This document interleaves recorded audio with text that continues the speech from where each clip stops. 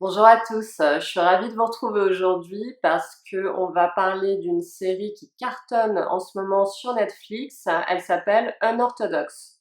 Alors pour ceux qui n'ont pas vu la série, si vous avez Netflix, je vous encourage à aller la voir et on se retrouve après.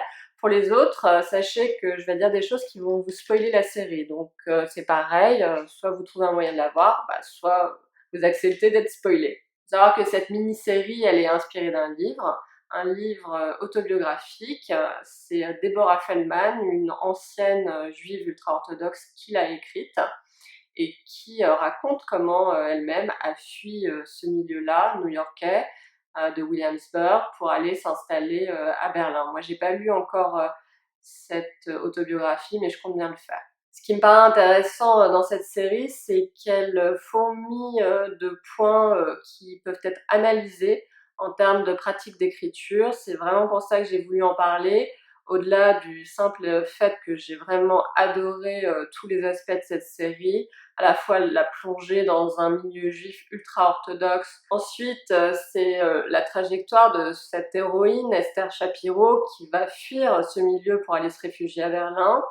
Alors je vais analyser plusieurs points. Premier point, c'est la trajectoire du personnage principal et vous verrez comment justement elle est construite de manière très progressive et que ça peut être un exemple à suivre pour toute personne qui écrit. Je vais aussi vous parler des personnages secondaires parce qu'il y a un très beau réseau de personnages secondaires qui va faire évoluer l'intrigue et qui va permettre au personnage principal de se confronter à elle-même, de se confronter au monde extérieur. C'est vraiment très bien fait. Et après, je vous parlerai de l'univers pour qu'on essaie de voir quels sont les éléments qui le constituent et comment les productrices ont réussi à reconstituer le monde d'une communauté juive orthodoxe de Brooklyn. Et puis on va un petit peu parler des symboles qui traversent cette série. Il y en a beaucoup. Moi, je vais en prendre deux ou trois. Vous verrez. Ce qui est très intéressant dans la trajectoire du personnage principal, c'est qu'elle est montrée en différentes étapes et c'est surtout qu'elle traite de l'après. C'est-à-dire que Esther Shapiro, elle a grandi dans cette communauté juive orthodoxe de Brooklyn, dans laquelle elle a toujours étouffé. On le comprend petit à petit grâce à des flashbacks. On comprend aussi finalement très vite puisqu'elle s'enfuit, donc c'est qu'il y a un problème. Mais on mesure finalement toute l'oppression qu'elle ressent au fur et à mesure du film, oppression qui se matérialise par toute une série de rites auxquels finalement elle n'adhère pas. Elle se sent profondément décalée. C'est d'ailleurs toute la performance de l'actrice qui, par un simple jeu de regard ou des expressions de visage, nous permet de ressentir ce décalage permanent qu'elle vit au sein de sa communauté. Ce qui est hyper intéressant, je trouve, c'est de voir qu'une fois arrivée à Berlin, c'est pas pour autant qu'elle va se défaire de toute sa vie d'avant, de ses réflexes, de sa façon de penser. Elle va devoir gérer le traumatisme en fait qu'elle a vécu, parce qu'il s'agit vraiment d'un traumatisme.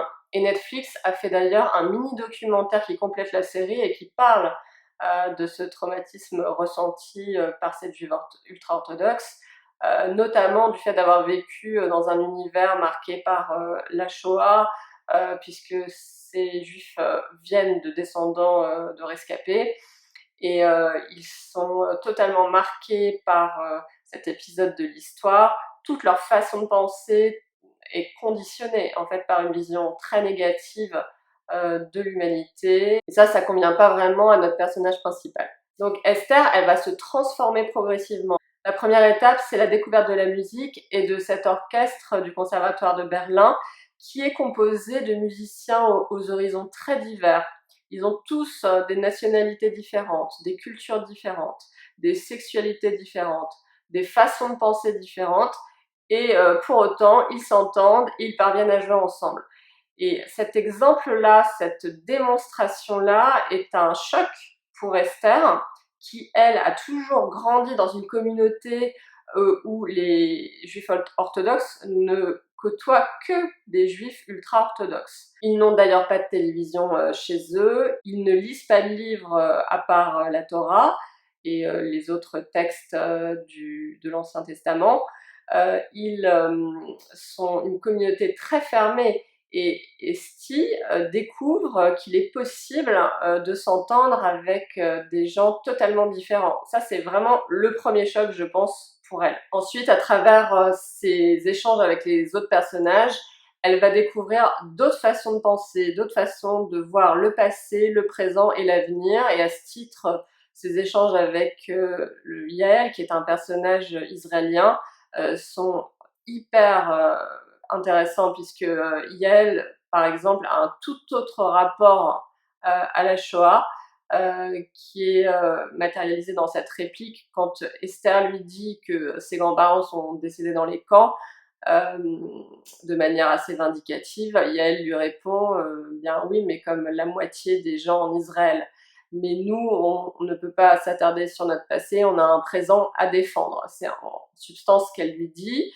Et Esther a un choc en fait quand elle entend cette phrase, puisque c'est une toute autre façon de considérer le passé.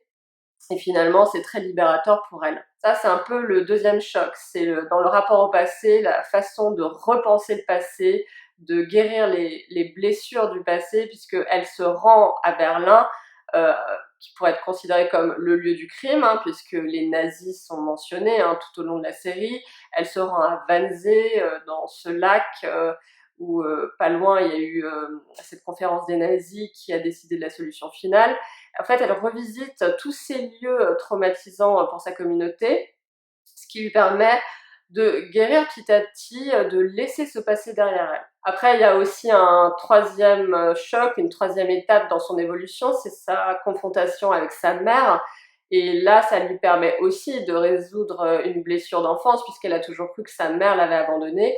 Or, sa mère lui explique qu'elle a été contrainte de la laisser à la communauté juive orthodoxe, qui ne voulait plus d'elle, donc d'elle, sa mère, puisque sa mère vit à Berlin depuis des années, et notamment avec une femme, et ne se reconnaissait pas dans les pratiques de la communauté juive ultra-orthodoxe qu'elle a fui des années plus tôt, 19 ans plus tôt en fait. Et puis je dirais qu'il y a une quatrième étape, c'est quand Esther découvre son propre talent, son don pour le chant, ce qui lui permettra de s'intégrer pleinement à la vie berlinoise et au conservatoire de Berlin. Elle va passer une audition et ça va achever sa transformation profonde, puisqu'elle va découvrir sa propre voix VOIX, mais aussi sa nouvelle voix VOIE.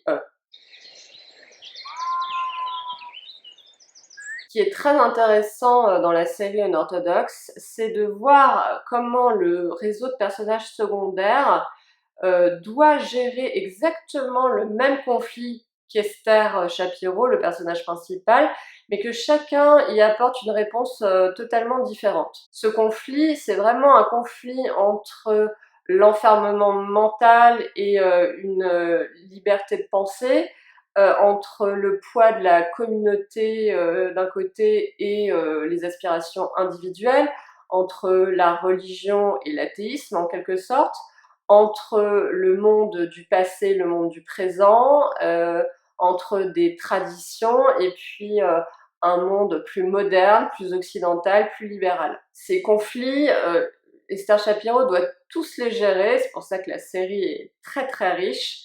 Et les personnages secondaires de la série doivent aussi les gérer. Chaque personnage secondaire va répondre différemment. Je vais en sélectionner quelques-uns pour vous montrer comment ça fonctionne.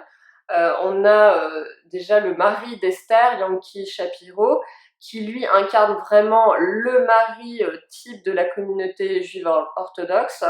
Il passe sa vie à prier, il veut faire des enfants très rapidement comme l'injonction parentale le lui ordonne, puisque dans la communauté juive orthodoxe, au bout de 9 mois après le mariage, il faut qu'il y ait un premier bébé déjà. Il est vraiment dans le respect total des traditions, du mode de pensée de sa communauté. Pour autant, il va être amené à aller à Berlin pour aller chercher sa femme. Cette confrontation avec la ville de Berlin, avec des lieux spécifiques, avec ces gens qui s'habillent autrement, voilà, qui pensent différemment, ça va aussi le bouleverser. Néanmoins, il ne va pas se transformer radicalement. En revanche, à la fin, pour essayer de sauver son mariage, il veut montrer à sa femme que lui aussi est prêt à changer, que lui aussi est différent, et pour preuve, il coupe ses papillotes dans un acte symbolique très fort, mais ça ne suffira pas à Esther, puisque en réalité elle ne l'aime pas, elle ne l'a jamais réellement aimé, hein, ce mariage a été imposé. Mais ce qui est intéressant, c'est de montrer qu'à travers ce personnage de Yankee Shapiro, on a une amorce de changement, une tentative, mais qui est très vite étouffée. Parce que la réalité pour lui reprend le dessus, et qu'en fait il ne peut pas s'extirper de tout ce qu'on lui a inculqué, et notamment du poids de cette mère, hein, qui régit totalement sa vie. Après, de manière un petit peu plus radicale, on a son cousin Moïse qui l'accompagne pendant ce voyage à Berlin, et qui lui va aller beaucoup plus loin en fait dans la prise de liberté. Alors en fait, ça fait un bout de temps, hein, qu'il a été plus loin, puisqu'il a fui cette communauté juive ultra-orthodoxe, et il est revenu dans sa communauté, mais ce qui n'a pas été sans heurts, puisqu'il n'a jamais véritablement retrouvé sa place. Donc il est vraiment tiraillé entre une envie de liberté qui se manifeste d'ailleurs par les applications qu'il a sur son iPhone, même si ça reste assez light, hein, finalement, qui se manifeste par le fait qu'il fréquente certains lieux avec des femmes qui se prostituent, voilà, chose impensable, hein, dans ce milieu. Mais voilà, en fait, il prend un peu plus de liberté, mais au final, sa véritable volonté, c'est de se réintégrer dans la communauté orthodoxe. Donc, on a un autre exemple de personnage qui va plus loin sur l'échelle de la liberté, mais qui, pour autant, le fait dans un but très spécifique, celui d'une meilleure intégration. Alors bien sûr, on a aussi des personnages qui incarnent le conservatisme absolu, hein. Je pense à la belle-mère d'Esther et à sa tante, qui sont des femmes bon, assez frustrées, qui reproduisent totalement le schéma qui leur a été imposé, qui leur mettront jamais en question, et qui en fait sont les rouages de l'oppression, hein, au sein de la communauté, puisque elles peuvent être très violentes, notamment la belle-mère qui va voir Esther pour lui expliquer qu'en gros il va falloir qu'elle s'y mette si elle veut avoir un enfant, parce que c'est juste pas admissible. Elles sont dures, elles sont assez cruelles sous leur sourire, voilà, de circonstance, et elles incarnent vraiment tout cet enfermement mental, hein, de cette communauté. Et elles, on le sait pour le coup qu'elles ne changeront pas, elles ont choisi leur camp, et voilà, donc elles sont vraiment à l'extrême du spectre entre oppression et liberté, et à l'extrême de l'extrême, je dirais qu'il y a le rabbin qui chapeaute tout le monde. Et donc ce qui va être intéressant, c'est les personnages qui, eux, arrivent à quand même changer la donne. Alors je pense à la mère d'Esther qui, elle, a carrément quitté la communauté, qui travaille dans une maison de retraite à Berlin, qui vit avec une femme, et qui va sauver sa fille, puisque c'est elle qui un jour vient voir sa fille pour lui dire qu'en gros, elle peut prétendre à la nationalité allemande, et elle peut s'enfuir si elle veut s'enfuir. Donc elle va donner les clés de la liberté à sa fille. Ce qui est intéressant aussi, c'est qu'au sein de ce réseau de personnages secondaires, on peut faire une analyse transgénérationnelle qui va de plus en plus vers de la liberté. Quand on prend la grand-mère d'Esther, Babi, on voit bien qu'elle amorce quelque chose par sa passion pour la musique, et notamment le chant lyrique. Elle écoute des opéras allemands, ce qui est pas forcément autorisé en fait dans sa communauté, et c'est matérialisé par le fait que sa fille éteint la radio dès qu'elle rentre chez elle. Cette façon de faire devant sa petite fille Esther, eh ben, quelque part doit semer une graine dans l'esprit d'Esther, et c'est pas pour rien qu'Esther plus tard va se fabriquer un faux clavier de piano pour pouvoir apprendre la musique, elle va écrire des notes pour apprendre le solfège aussi, et puis surtout elle va prendre des cours de piano avec une prof qu'elle va rencontrer puisque cette dernière loue les locaux détenus par la famille. Et puis il y a la mère d'Esther qui s'appelle Léa Mandelbaum qui elle donc comme je le disais vit depuis 19 ans au moins à Berlin, et elle aussi, par sa trajectoire, elle donne un exemple à sa fille, même si sa fille le rejette totalement au départ, puisque sa fille a été élevée par sa grand-mère, et sa fille a toujours été soucieuse de s'intégrer à cette communauté qu'il a adoptée et élevée. Donc cette mère, Léa, quelque part, trace le chemin de la liberté pour sa fille. Et ce chemin, sa fille finira par le prendre, puisqu'elle fuira la communauté et ira s'installer aussi à Berlin. Donc on voit vraiment comment de génération en génération, euh, bah, ce chemin s'accomplit, et c'est ça aussi la force du réseau de personnages secondaires de Northodox, c'est de montrer aussi cette évolution verticale. Il y a toutes les personnes donc qui gravitent autour d'Esther, mais il y a aussi les ascendants et puis plus tard les descendants, mais bon, ça sera peut-être la suite. Parmi les personnages secondaires, je voulais aussi parler de Yael, qui est une musicienne berlinoise et qui est israélienne, et qui, elle, pourrait appartenir à cette catégorie qui n'est pas beaucoup utilisée dans le storytelling, qui est la fausse opposante. C'est-à-dire que c'est un personnage qui, de prime abord, s'oppose vraiment à notre personnage principal, mais en réalité, c'est celle qui va le plus l'aider. Alors, je vais vous donner deux exemples dans la série. Le premier exemple, c'est quand elle dit à Esther qu'elle n'a pas le niveau pour entrer au conservatoire, puisque Esther veut présenter une audition en tant que pianiste. Et alors, bien sûr, elle s'attire un peu la colère de tous ses colocataires, mais au final, elle va participer au sauvetage d'Esther, puisque Esther changera l'instrument et elle choisira de se présenter en tant que chanteuse. Et puis on a ce deuxième exemple dont j'ai parlé, qui est ce rapport au passé que Yael a par rapport à la Shoah, et qui est un rapport beaucoup plus libéré, beaucoup plus focalisé sur le présent. Et si sur le coup cela fait un choc à notre Esther, en réalité là aussi Yael l'aide de manière plus ou moins directe, puisqu'elle lui montre qu'une autre façon de penser est possible, une façon qui est peut-être plus libératrice et plus apaisée. On voit bien dans la série Unorthodox, tous les personnages ont le même type de conflit à gérer. C'est vraiment d'un côté l'enfermement mental, le poids de la communauté, le poids du passé, et de l'autre côté la liberté, les aspirations individuelles, le monde moderne, libéral, athée. Et dans ce réseau de personnages secondaires, on a un peu toutes les possibilités du spectre qui va de l'oppression absolue. Et je parle d'oppression parce que c'est le point de vue défendu dans la série, c'est pas forcément le mien.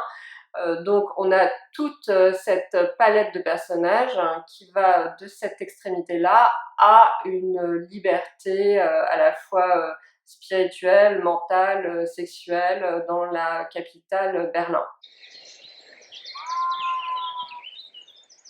Un petit mot sur l'univers d'Unorthodox, qui est un univers vraiment très spécifique, un univers qui a demandé aux personnes donc impliquées dans la série de vraiment se documenter, d'aller visiter les lieux. Donc elles se sont rendues à Williamsburg, elles ont interrogé des personnes de cette communauté, elles se sont renseignées sur les pratiques, les rites, et de manière très très détaillée. Et c'est exactement ce qu'il faut faire.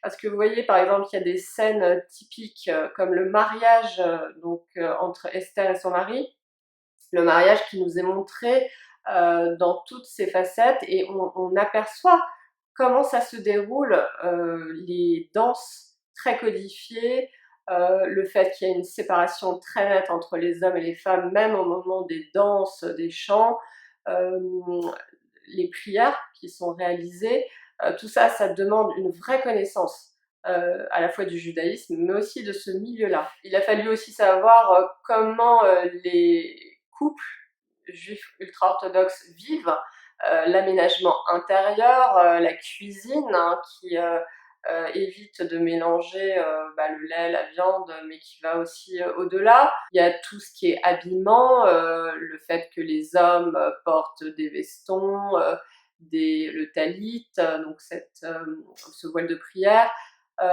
les femmes qui ont les cheveux rasés, qui portent la perruque. Euh, il y a énormément de détails qui montrent la vie quotidienne de ces personnages dans ce milieu-là. Et puis, il y a aussi, par exemple, les repas de famille. On voit encore une fois hein, la place de chacun, les hommes d'un côté, les femmes de l'autre, ce qu'on mange, les prières, comment s'anime la vie quotidienne.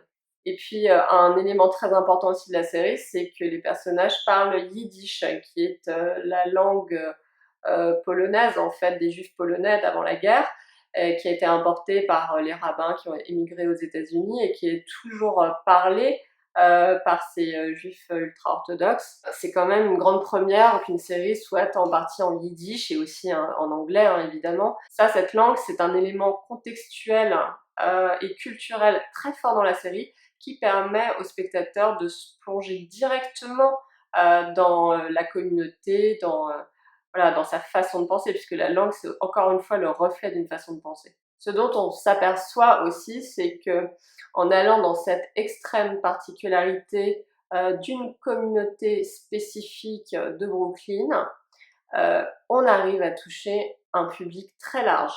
Ce qui montre, encore une fois, s'il fallait s'en convaincre, que plus on va dans la particularité, plus on touche à des thèmes universels. Et finalement, les deux se rejoignent. Et je trouve que cette série en est la démonstration éclatante. Il y a beaucoup de symboles dans cette série, des symboles très forts. Je vais vous parler des trois qui m'ont marqué. Le premier, c'est le moment où Esty est dans le lac de Wannsee et où finalement elle enlève sa perruque, cette perruque qui l'oppressait et qui a signifié la perte partielle de son identité et puis de sa féminité. Elle se retrouve dans ce lac et c'est un premier grand moment libérateur et on peut y voir toute une série de symboles. Une des rabbines de France, Floriane Chinsky, rapproche ce moment du mikvé, qui est un autre moment qu'on voit dans la série, au cours duquel une jeune femme se met toute nue pour se purifier avant d'aller retrouver son mari. Là, justement, elle se purifie en quelque sorte dans ce lac de Wannsee qui, de manière paradoxale, hein, a été le siège d'un terrible épisode de l'histoire. Donc dans ce lac, Esther va pouvoir se purifier, mais aussi renaître. Hein. On peut le voir aussi comme une forme de renaissance, comme un bébé qui est plongé dans le liquide amniotique et puis va en ressortir. Et cet autre moment où Esther, qui va devenir une épouse, va se faire raser la tête. Alors là, c'est terrible parce qu'il y a les images de rasage de crâne dans les camps qui ressurgit. C'est vraiment une scène qui montre à la fois une forme de déshumanisation. Elle perd son identité quelque part, elle perd aussi une partie de sa féminité puisque désormais elle portera une perruque. Et ça m'a aussi fait penser, dans un autre contexte, au film Elisabeth, interprété par Cate Blanchett, où il y a une scène très similaire. Cate Blanchett se fait raser la tête, et elle, c'est parce qu'elle va devenir reine d'Angleterre. Et puis, il y a ce dernier moment de la série que je trouve très fort, où Esther chante.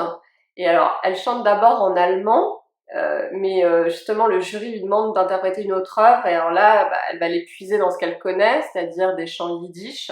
Et elle va pouvoir, en fait, exprimer ce qu'elle est au plus profond d'elle-même, c'est-à-dire cette jeune femme juive hein, dans Berlin, et être entendue de ses professeurs. Et elle va avoir encore une fois une révélation ultime de cette voix, sa voix à elle qui résonne dans cet auditorium. C'est ce qui lui fait comprendre que désormais sa vie ce sera ça, et au fond c'est ce qu'elle a toujours voulu. Donc là on a un symbole très fort, c'est à la fois la voie physique et puis la voie, le chemin qui s'ouvre devant elle, qui est un vrai boulevard dans ce monde qui l'accueille en fait à bras ouverts. Voilà, vous l'aurez compris, là on a affaire à une mini-série qui mérite le détour. Moi je vous invite vraiment à aller la voir. C'est 4 épisodes, c'est pas très long et puis de toute façon avec ce qui se passe en ce moment, je pense qu'on a tous un peu le temps de regarder des choses. Allez-y, les yeux fermés, je pense que ça vous fera beaucoup réfléchir et puis qui sait, ça pourra peut-être vous inspirer pour écrire à votre tour. Je vous dis à très bientôt pour une nouvelle vidéo. D'ici là, portez-vous bien et écrivez bien.